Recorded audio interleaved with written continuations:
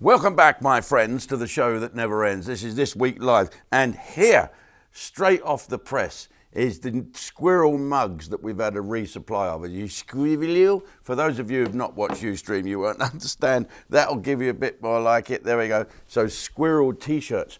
We have also got some Fabo black polo shirts. What I wore last night on GB News when I was interviewed by Dan Wootton. Now, I've seen Dan Wootton writing in the newspapers, but I've never actually spoke to him before. He's a quite nice chap. I think he's from New Zealand, and he's got a bit of an accent. Can you tell the difference between a New Zealand accent and an Australian accent? Well, Australians talk a bit like that, but the New Zealanders, they talk a bit like up there in the nose, don't they, a bit? You know, it's like the New Zealand guy who goes to the airport, and it's lunchtime, and he said, I want a chicken disc. I said, well, we ain't got that. We've got tandoori chicken or we've got Kentucky Fried Chicken, but I've never heard of chicken disc. What's chicken disc?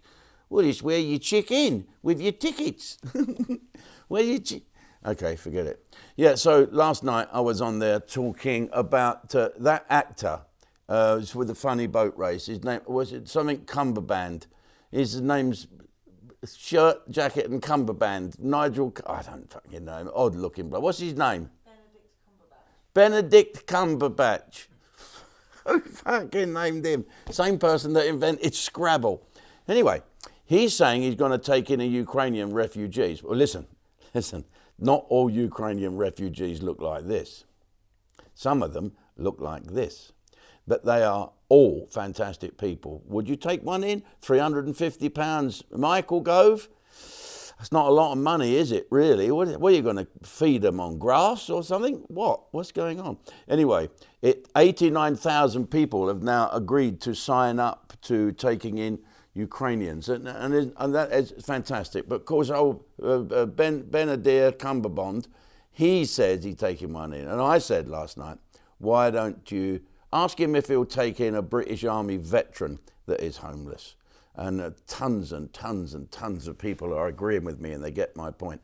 But of course, the odd said, how many veterans are you taking in then? How many veterans have you helped? Well, I don't need to boast about me working with veterans. Just ask any veteran you see. You know, possibly there's a lot of veterans have suffered a great deal. Normally watching me doing British Forces Foundation shows for them all over the world. I formed that charity, by the way, for veterans. Right, and for serving soldiers. Oh, the one I formed for veterans is Care After Combat. I'm not involved with it anymore, apart from giving them lots of money and raising awareness and money through Ustream Veterans Fund. The number is here. Ding, ding, ding. Thank you, Jake. So, yes, I want to mention something about veterans now before I go over to the Ustream one. I have a friend called Tug Hartley, and I'll tell you all about Tug Hartley on Ustream in a minute. It's a bit sensitive, so I don't want to get myself banned from YouTube. But he was the medic in a place called Kajaki, where there was a dam in Afghanistan, and a lot of guys got blown up there. It's a hell of a story and a hell of a film, and he's a personal friend of mine. You might have seen him being interviewed on the Ustream program, Pull Up a Sandbag with Denzel Connick. That's definitely worth the price of admission to watch that, these two guys. But he spoke to me about the plight of this chap.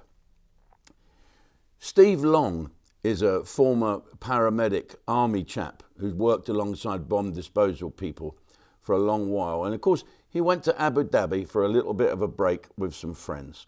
And there's a nice picture of him here, and he looks a nice chap. So anyway, he's from Stockport, and so while he was there was a drone strike, wasn't there? An alleged terrorist attack in Abu Dhabi.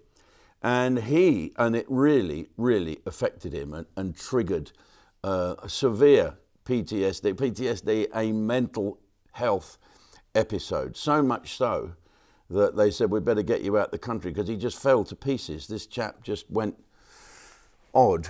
And so they got him to the airport, managed to get him to the airport, and he had a panic attack and said, I'm not getting on that plane. There's a bomb on that plane. I'm not getting on that. And so he had a mental episode. And of course, the very caring Abu Dhabi authorities arrested him for making a false claim about a bomb on a plane, threw him into hospital first of all, and then if he's not careful, he's going to go to prison for a long while. And it says here, he was taken to hospital under police guard, then appeared before a judge via video link from his bed.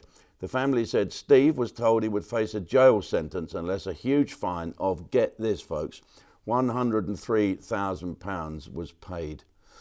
Right, so that's the way it is. Now, there's a GoFundMe page for Steve. See if you can find it, and I'll have a little work with Jake in a minute and see if we can find a way of putting a link on here or a little bit more details. But let's see if we can help this guy, okay? There's lots of help needed for the Ukraine veterans, for the Ukraine refugees. If they were coming across the channel in boats, would we be so angry? No, we'd welcome them. So why aren't we welcoming all the others? That's a good question. My answer is, most of the people that I've seen fleeing from Iraq and Afghanistan and Syria, they're all mostly men of fighting age. I don't see many men fleeing Ukraine. They're staying and fighting. God bless them. And 3 ex-British soldiers killed in a strike near the Polish border the other day. It's a hell of a war. Okay, let's get on. I'm going to speak to the Ustream mob.